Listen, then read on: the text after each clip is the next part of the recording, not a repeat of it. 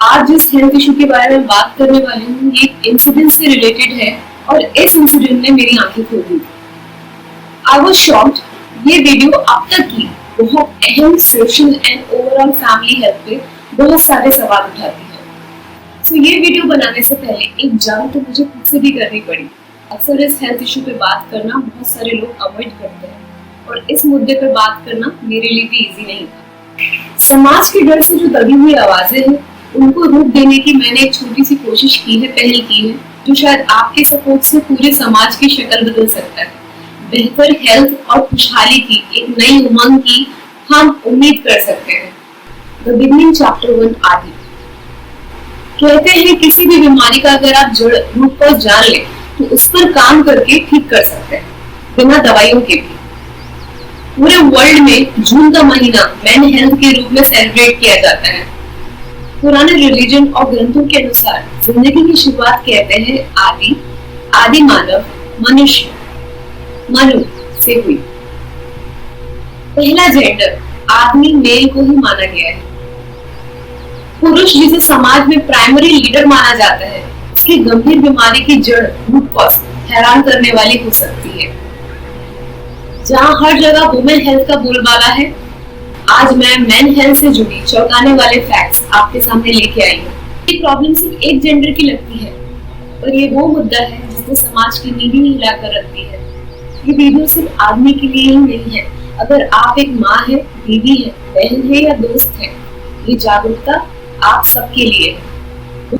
ये जानकारी बहुत ज्यादा जरूरी है, वरना पुरुष जाति इस बीमारी और उसकी कॉन्ट्रोवर्शियल जड़ से कभी बाहर नहीं निकल पाएगी।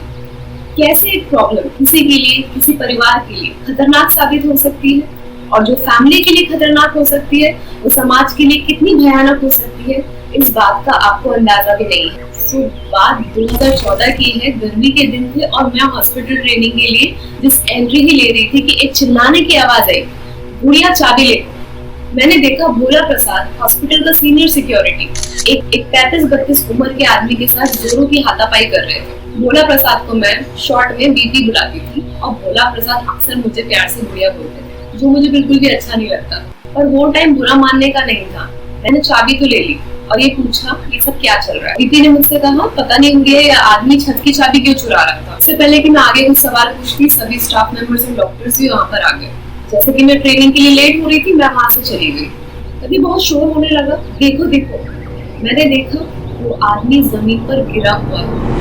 लकीली वो आदमी हॉस्पिटल में थे तो उनका ट्रीटमेंट के लिए कोई प्रॉब्लम नहीं हुई, उनको अंदर ले जाया गया। मैं चली गई मेरे ट्रेनिंग रूम में। तो जब उस दिन की ट्रेनिंग फिनिश हो गई, मैं सीनियर डाइटिशियन के पास गई और उनसे पूछा आगे नीचे आदमी को एग्जैक्टली हुआ क्या था। वैसे तो हर मामले कॉन्फिडेंशियल होते हैं, पर मेरा बॉन्ड डाइटिशियन के साथ बहुत अच्छा था। She always trusted me. So उन्होंने मुझे पूरी डिटेल बताना स्टार्ट करी। सो उस आदमी का नाम मिस्टर आदि, उम्र 35 साल, प्रोफेशन इंजीनियर, डायग्नोसिस मोटापा, ओबेसिटी, इनफर्टिलिटी केस। अपनी रिप्रोडक्टिव हेल्थ प्रॉब्लम का अक्सर ट्रीटमेंट के लिए आते जाते रहते थे। और आज तो सुबह चाबी वाले केस के बाद फर्स्ट हार्ट अटैक भी आया था। मेरी डाइटिशियन ने मुझे ये भी बताया कि आजकल वो बहुत ज्यादा अजीबोगरीब हरकतें हॉस्पिटल के आसपास करते मिल जाते हैं। जैसे आज ही देखो, हॉस्पिटल की छत की चाबी आखिर क्यों मांग गए थे। सो डे 3 स्टार्टेड। मैं हॉस्पिटल में सुबह 9 बजे एंट्री ले ही रही थी कि गुड मॉर्निंग गुड़िया, बीपी ने कहा। मैंने सोचा आज बीपी को फाइनल वार्निंग दे ही देती हूँ कि मुझे गुड़िया मत बोला करो, आई डोंट लाइक इट। रोजाना की तरह बीपी और मैं 5-10 मिनट अपना मनोरंजन कर ही रहे थे कि हॉस्पिटल से मिस्टर आदि को निकलते हुए देखा। मिस्टर आदि ने अपनी पैंट की जेब से मोबाइल फोन निकाला, किसी से बात करी और फिर मोबाइल फोन अपनी पैंट में वापस रख दिया। आपको मैं अपना एक सीक्रेट बताती हूँ। जब से मैंने न्यूट्रिशन एंड डाइटेटिक्स की स्टडी स्टार्ट करी, तब से मुझे कोई भी बॉडी के लिए कुछ भी हार्मफुल लगता है, एक रेड अलर्ट मुझे मिल जाता है। और अगर वो इंसान मेरी आंखों के सामने वो गलती जो उसकी बॉडी के लिए हार्मफुल है वो करता है, तो अगेन मुझे वो रेड अलर्ट सिग्नल मिलता है। तो स्टोरी की तरफ वापस आते हैं। जब मिस्टर आदि ने मेरी आंखों के सामने अपनी पैंट की जेब में मोबाइल फोन रखा, I got a red alert signal। तो ये रेड सिग्नल किस चीज का था, इसको जानने से पहले क्या आप मुझे बता सकते हैं मिस्टर आदि किस चीज के ट्रीटमेंट के लिए हॉस्पिटल आते जाते थे? Yes, it was infertility। Infertility के टॉप 4 रीजन मैं आपके साथ डिस्कस करूंगी। उसमें से एक रीजन मोबाइल फोन लैपटॉप से निकलने वाली हीट रिप्रोडक्टिव ऑर्गन्स हेल्थ पे असर करती है। तो 3 इम्पॉर्टेंट टिप्स आपके घर में कोई भी छोटा बच्चा हो या बूढ़ा हो, उनके लिए मैं एडवाइस देना चाहूँगी। पहली बात, एक अच्छी रिप्रोडक्टिव हेल्थ या इनफर्टिलिटी के केसेस के लिए अगर मैं आपको बताऊँ तो पैरों के बीच के हिस्से का तापमान हमेशा ठंडा रहना चाहिए। दूसरा इम्पॉर्टेंट है, फोन जैसे गैजेट्स जिसमें से बहुत सारी हीट निकलती है, गर्मी निकलती है, उसको पैंट की जेब में नहीं रखिए। तीसरा इम्पॉर्टेंट है, मोबाइल लैपटॉप को थाइस पे रख के काम नहीं करें।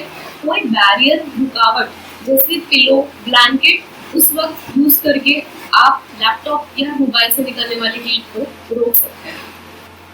सो back to the story. Mister Aadi hospital की सीढ़ियों से उतर रहे थे। मुझे लगा किसी का वेट कर रहे होंगे घर जाने के लिए, टैक्सी वगैरह का। बीपी और मैं ये सीन देख ही रहे थे कि जो मैंने नेक्स्ट देखा उसने मुझे तो मिनी हार्ट अटैक दे दिया था। मिस्टर आदि ने टैक्सी के सामने जंप लगा दी, खुदकुशी करने की कोशिश करी। सर में और हाथ पैर में छोटी मोटी चोट आई, बट ही वाज सेफ। गाड़ी स्पीड में नहीं थी, ब्लीडिंग थोड़ी बहुत हो रही थी। जब मिस्टर आदि और टैक्सी वाले में झड़प शुरू हो गई। टैक्सी वाले ने कहा, ये आदमी मेरी गाड़ी के आगे कूदा, मैंने कुछ नहीं किया। मिस्टर आदि ने बोला, इसने मेरे ऊपर गाड़ी चढ़ा दी। मैं जानती थी कि टैक्सी वाला सही बोल रहा है। मैंने मिस्टर आदि को बोला, यहाँ सीसीटीवी लगा हुआ है, बात आगे बढ़ी तो तुम पे केस और पूछताछ अलग से होगी। इसको सॉरी बोलो और जाने दो और मुझे बताओ एग्जैक्टली चल क्या रहा है। सो मिस्टर आदि ने सॉरी बोला और हम उनकी बैंडेजिंग के लिए उन्हें वहाँ से लेके जाने लगे। उनकी बैंडेजिंग स्टार्ट। मैंने बोला, आप बताओ क्या हुआ, वाई यू डिड दिस। इतने में मिस्टर आदि की वाइफ और मॉम डैड वहाँ पहुँच गए। मिस्टर आदि ये देखते ही बेहोश हो गए। इतने में मैंने आदि की वाइफ से बातचीत करने की कोशिश करी। पहले तो वो बहुत रो रही थी, फिर उसने कहा, हम मुझसे बात नहीं करते, कुछ भी बोलते नहीं, आजकल बहुत अकेले रहते हैं, चुप रहते हैं। और यहाँ मुझे मिला अगेन रेड अलर्ट। डिप्रेशन का फर्स्ट साइन होता है खुद को आइसोलेट कर लेना, खुद को लोगों से सोशली दूर कर लेना, एक कमरे में बंद कर लेना, किसी से मेल जोल नहीं रखना। मैंने आदि की मम्मी से बात करने की कोशिश करी तो उन्होंने कहा, आजकल के बच्चे पता नहीं क्या सोचते समझते रहते हैं, मुझे नहीं पता। जब मैंने आदि के डैड से पूछा, डैड ने मुझे देखा और बोला, कोई मेल डॉक्टर नहीं है क्या? उस वक्त की गंभीरता को समझते हुए मैंने मिस्टर आदि के डैड से कुछ नहीं कहा। मिस्टर आदि के होश आते मैं उनसे मिलने चली। मैं बहुत क्यूरियस थी कि आखिर मिस्टर आदि ऐसा कर क्यों रहे हैं। अपने घर वालों को देख के बेहोश हो गए, उस दिन छत की चाबी मांग रहे थे और आज सुसाइड करने की कोशिश। जब मैं अंदर पहुंची तो मिस्टर आदि बातचीत करने के लिए एकदम फिट दिख रहे थे और मुझे देखते ही उन्होंने आंखें बंद कर ली। और मैंने उनसे कहा, मिस्टर आदि मैं जानती हूँ आप जाग रहे हो, कंप्लेन के डर से बातचीत अवॉइड कर रहे हो, तो सच्चाई आप बता रहे हो या आपने सुसाइड करने की कोशिश करी है, ये बात मैं सबको बता दूँ। इतना बोलना ही था कि स्टार्टेड क्राइंग।